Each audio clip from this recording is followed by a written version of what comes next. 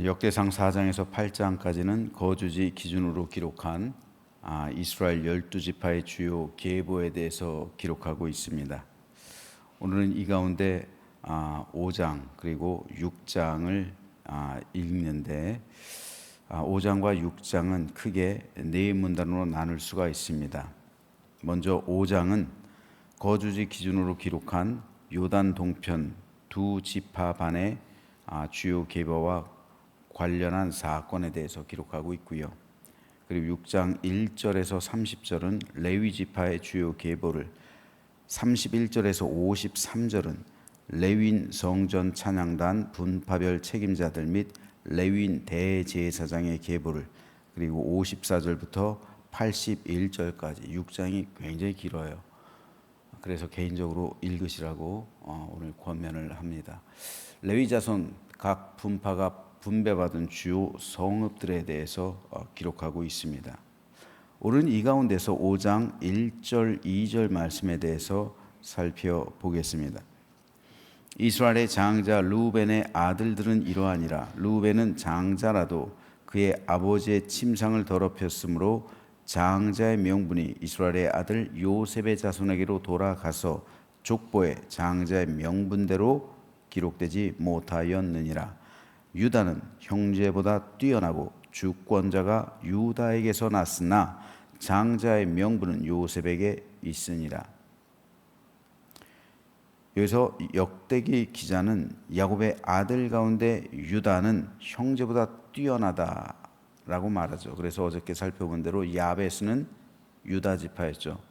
모든 형제 중에 존귀한 자라.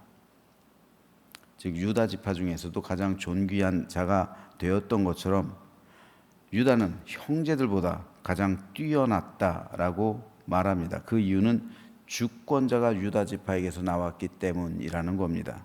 즉 유다 지파로부터 다윗이 태어났죠. 그리고 다윗 언약을 통해 하나님의 언약이 그들에게로 전해지고 있는 것이고, 그렇기 때문에 유다 지파는 모든 형제보다 뛰어난 지파가 되었다라는 말입니다. 실제로 이 땅의 구주로 오신 우리 주 예수 그리스도 역시 혈통적으로는 유다 지파에게서 탄생하셨습니다. 그런데 그럼에도 불구하고 유다 지파는 야곱의 장자 지파는 아니었어요. 원래 야곱의 장자는 르우벤이죠.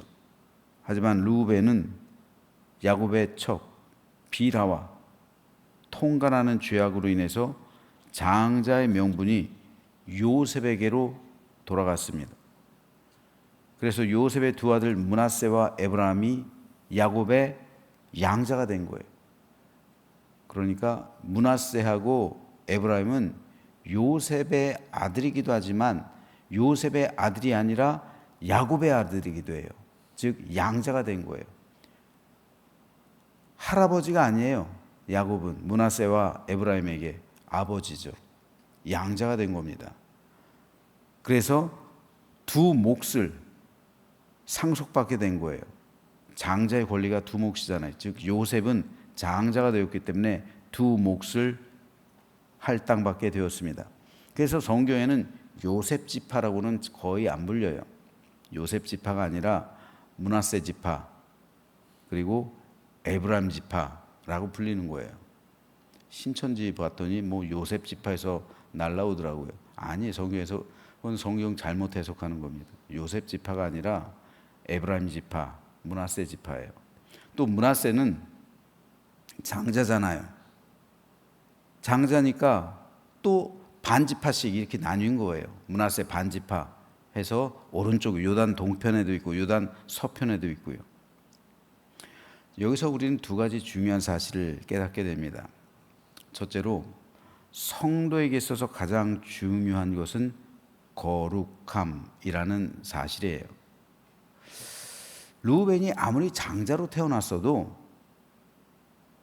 서모와 통간하는 죄악을 저지른 순간 장자의 명분을 빼앗기게 됩니다. 성도 역시 마찬가지입니다. 우리도 예수 그리스도의 십자가 보혈로 구속함을 받아 하나님의 자녀로 거듭나게 되었습니다. 그래서 우리는 거룩한 하나님의 자녀가 되었고요. 천국을 유업으로 상속받게 되었습니다. 그러므로 성도는 이후로는 하나님의 자녀답게 살아가야죠. 이에 대해서 하나님은 나는 너희의 하나님이 되려고 너희를 애굽 땅에서 인도하여 낸 여호와라. 내가 거룩하니 너희도 거룩할지어다. 내가 너희를 이제 출애굽시켰고 너희는 내 백성이 되었으니 이제 너희는 내가 거룩한 것처럼 너희도 거룩하게 살아가라. 이것이 하나님의 명령입니다. 즉 하나님께서 우리에게 원하시는 것은 거룩함이에요. 성도는 거룩함으로 성도됨을 증명해 보이는 삶을 살아가야 합니다. 목회자와 성도가 거룩함을 잃으면 사실상 모든 것을 잃어버리는 거예요. 그러므로 성도는 첫째도 거룩, 둘째도 거룩, 셋째도 거룩해야 합니다. 하나님은 거룩한 성도와 함께 하시며 성화의 삶을 살아가는 성도를 통해 영광 받으시고 찬양 받으시는 거예요. 우리는 하나님께 복을 달라고 구합니다. 근데 기도하면서 가끔가다 느껴요. 하나님께서 진짜 기뻐하는 기도가 뭘까? 우리가 새벽부터 나와서 새벽 기도로 하루를 시작합니다. 그리고 새벽 예배를 드림으로 이 자리에 오지 못하지만 새벽 예배를 드리면서 출근하시는 분들도 있어요. 그렇다면 우리가 기도하면서 하루를 시작하는데 하나님께서 기뻐하시는 기도는 뭘까? 우리는 어떤 기도를 하나님께 드릴까? 생각해 봅니다. 물론 우리는 마음의 소원을 하나님께 아뢰입니다.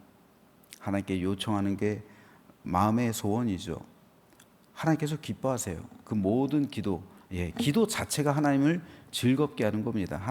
왜냐하면 기도는 영혼의 호흡이기 때문에, 그리고 하나님과 대화이기 때문에 그거는 즐거운 거예요. 하나님을 기쁘시게 하는 겁니다. 기도 자체가 그래요. 하지만 기도의 내용이 무엇이냐에 따라 다를 것 같아요. 우리의 기도 내용은 어떤 것일까? 여러분 영적으로 느끼는 게 있어요. 느껴지는 게 있어요. 하나님께서 어떤 기도를 할 때 기뻐하시냐면요, 제 개인적인 느낌이에요. 하나님, 오늘 하루도 하나님께 기쁨이 되는 삶을 살아가게 해주십시오. 하나님, 오늘도 하나님과 동행하는 가운데 하나님의 영광, 하나님의 자랑, 하나님의 기쁨이 되는 삶을 살아가게 해주십시오. 하나님은 이 기도를 기뻐하세요. 그러면요, 마치 솔로몬이 듣는 마음을 구했을 때 하나님께서 모든 복을 내려주셨잖아요. 구하지 않은 것까지도 다 주셨잖아요. 마치 예수님께서 말씀하시는 것처럼 먼저 너희는 그의 나라와 그의 의를 구하라. 그리하면 이 모든 것, 너희가 구하지 않은 모든 것까지도 다 주실 것이다. 세상 것 구하지 말라는 거잖아. 너희에게 있어야 할 것 다 아신다는 거잖아요. 이방인들은 세상 것 구하는데 너희는 이방인들처럼 세상 것 구하지 말라는 거잖아요. 먼저 하나님의 나라와 하나님의 의를 구하라는 거잖아요. 그러면 하나님의 마음이 기뻐하실 것이고, 그래서 너희가 구하지 않은 것까지도 다 주실 것이다. 그의 나라와 그의 의가 뭡니까? 하나님의 나라, 하나님의 의, 하나님의 뜻, 하나님의 기쁨을 구하라는 거예요. 그러면은 우리가 다른 거 구하지 않아도 다 하나님께서 아버지잖아요. 우리 아버지잖아요. 다 주신다는 거예요. 그러니까 우리는 우리의 거룩함을 위해 기도하면 되는 거예요. 하나님, 오늘도 하나님 앞에서 살아가는데 죄 짓지 않게 해주십시오. 하나님의 기쁨이 되게 해주십시오. 목회자로서 생각해 봅니다. 과연 나는 하나님께 기쁨이 되는 목회자일까? 나의 삶은 과연 하나님께 찬양이 될까? 하나님은요, 여러분, 우리를 자랑하고 싶어 하세요. 하나님께서 욥을 보면서 오죽했으면 사탄에게 자랑하겠어요. 야, 욥 봤냐? 욥처럼 신실한 사람이 없다. 여러분, 부모는요, 다들 똑같잖아요. 자식 자랑하고 싶어 해요. 부모는 똑같아요. 다 자기 자식 자랑하고 싶어 하는 거예요. 그렇잖아요. 내 자식 자랑하고 싶은 게 모든 부모의 공통된 심리입니다. 마음이에요. 하나님 역시 마찬가지. 하나님이 내 아버지잖아요. 아버지는 아들을, 딸을 자랑하고 싶어 하는 거예요. 그런데 내가 하나님의 자랑이 되고 있는가? 나는 과연 하나님의 자랑인가? 하나님은 나를 자랑하고 싶어 하시는데 내가 하나님의 자랑이 되고 싶어 하는 거냐? 내가 하나님께 기쁨이 되고 있는가? 우린 이걸 기도해야 되는 거예요. 이걸 하나님의 자랑이 되는 삶을 내가 살게 해주십시오. 하나님의 기쁨이 되게 해주십시오. 하나님의 찬양이 되게 해주십시오. 그렇게 살지 못한 것 용서해 주시고 회개합니다. 이제 앞으로 그렇게 살게 해주십시오. 이런 삶을 위해 기도한다면, 그래서 나의 거룩을 구하고 하나님 앞에서 온전하게 살아가는 삶을 구한다면 하나님의 기쁨이 되는 거예요. 그러므로 저는 저와 여러분 모두가 내 생각과 마음과 행동과 삶과 믿음을 순결하고 거룩하게 지켜나감으로 우리의 구원을 자랑하고 하나님의 기쁨이 되고 하나님께 자랑이 되는 아름답고 복된 믿음의 하루하루가 되시길 주님의 이름으로 축복합니다. 두 번째로 오늘 본문을 통해서 또 한 가지 살펴볼 것이 왜 장자의 명분이 요셉에게로 돌아갔을까라는 점이에요.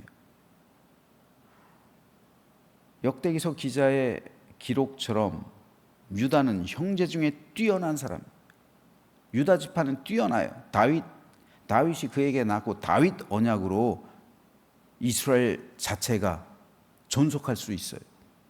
다윗 언약 때문에 하나님께서는 다윗 언약을 잊지 않으셨기 때문에 이스라엘을 보호해 주세요. 그러니까 유다 지파는 뛰어난 지파예요.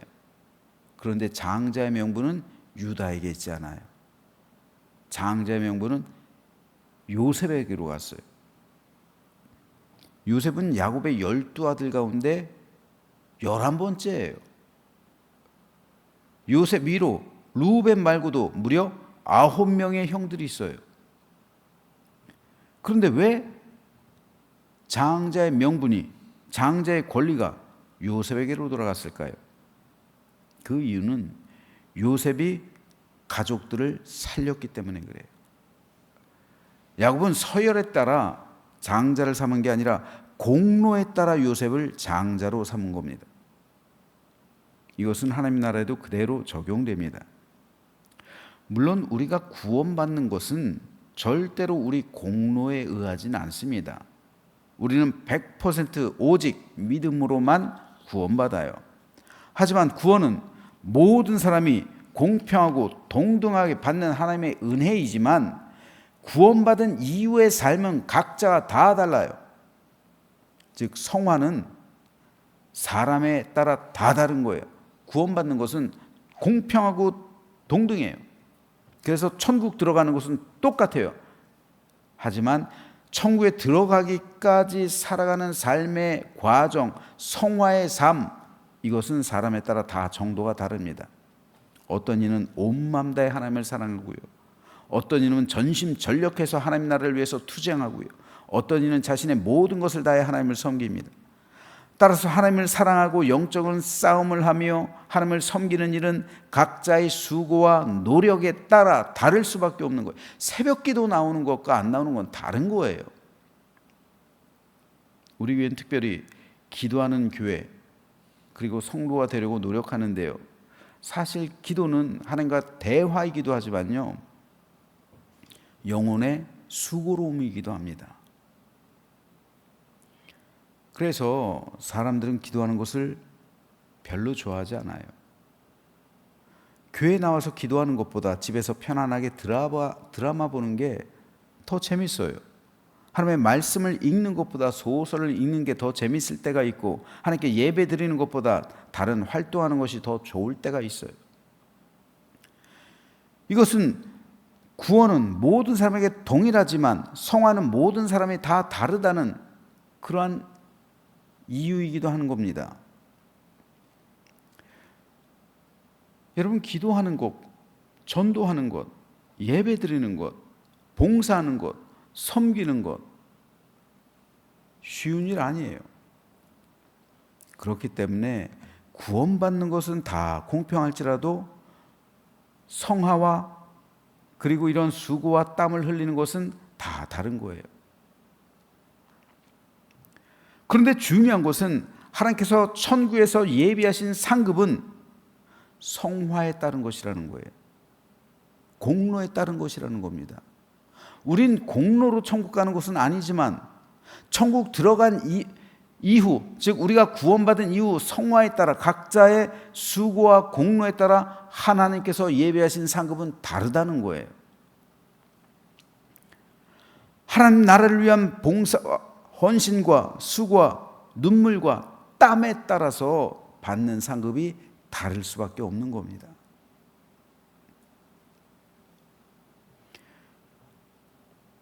우리는 천성길로 향하고 있는데 그 길은 좁은 길이에요. 그 길은 수고와 땀의 길입니다. 자기 십자가, 자기 부인의 길이에요. 고난과 역경의 길입니다. 성도는 영적으로 보면 하늘에 속한 군인의 신분이에요. 군인이 자유롭습니까, 여러분? 군인은 자유롭지가 않아요. 군인은 늘 제복을 입어야 돼요. 제복을 벗을 때도 있지만 쉴 때는 제복을 벗어야겠지만 평상시 땐 제복을 입어야 합니다. 군인들은 일상에 따라 군인들의 일상은 어때요? 제복을 입었을 땐 늘 훈련해야 되고요. 마찬가지로 성도들도 영적 신분을 볼 때는 십자가 군사이기 때문에 늘 때에 따라 기도해야 됩니다. 때에 따라 예배 드려야 되고, 때에 따라 말씀 봐야 되고, 때에 따라 수고해야 되고, 때에 따라 봉사해야 되고, 때에 따라 섬겨야 합니다. 신앙생활이 자유롭다라는 것은요, 편하다는 것을 의미하거든요. 이것은 군인의 이 옷을 벗었다는 것을 의미하는 거예요. 이렇게 자유롭게 신앙생활하는 게 결코 좋은 게 아닙니다, 여러분. 세상에서는 편할 수는 있지만 하늘에서의 상급은 없는 거예요. 이에 대해서 바울은 표대를 향하여 그리스도 예수 안에서 하나님이 위에서 부르신 부름의 상을 위하여 달려가노라. 바울이 뭐를 위해서 달려간다고요? 부름의 상을 위해서. 바울은 분명히 인식한 거예요. 나의 상급은 이 땅에 있지 않다. 하늘에 있다는 사실을 분명히 인식하고 있는 겁니다. 하나님께서 나를 위해 예비하신 상급이 있다라는 사실을 바울은 분명히 한 거예요. 그래서 표대를 향하여 달려가는 거예요. 부르심의 그 상급을 위해서, 상을 위해서 달려간다. 이것은 오늘 우리 역시 마찬가지입니다.